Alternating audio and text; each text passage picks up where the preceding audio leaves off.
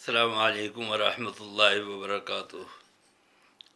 جب سے یہ کرونا کی بیماری ہمارے معاشرے میں آئی ہے،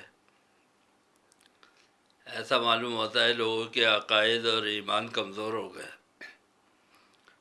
اللہ سے زیادہ ستاروں پر اور کورونا پر ہمارا عقیدہ بہت زیادہ مضبوط ہو گیا ہے۔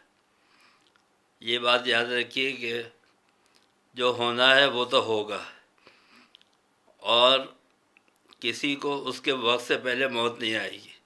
چاہے ساری دنیا کورونا میں مبتلا ہو جائے، لیکن جس کا وقت نہیں آیا اس کو کچھ نہیں ہوگا، اور جس کا وقت آ گیا ہے اس کو کوئی بچا نہیں سکتا۔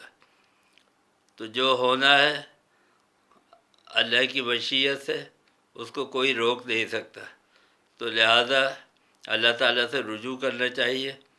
اور ہمارے ہاں سب سے بڑا المیہ یہ ہے کہ مساجد، عبادت خانے اللہ کے ذکر سے خالی ہو گئے ہیں۔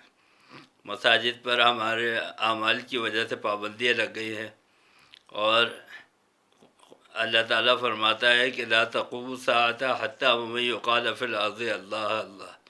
جب تک روئے زمین پر اللہ اللہ ہو رہا ہے، قیامت قائم نہیں ہوگی۔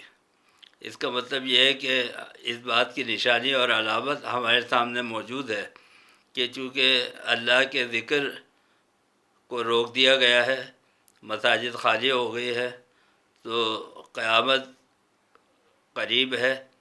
اور اس کا صرف واحد حل یہی ہے کہ ہم اللہ سے رجوع کریں، اللہ تعالیٰ سے مغفرت مانگیں، اور اپنے گناہوں پر نادم ہو کر اللہ تعالیٰ سے رجوع کریں، اور اللہ کی نافرمانی کو چھوڑ دیں۔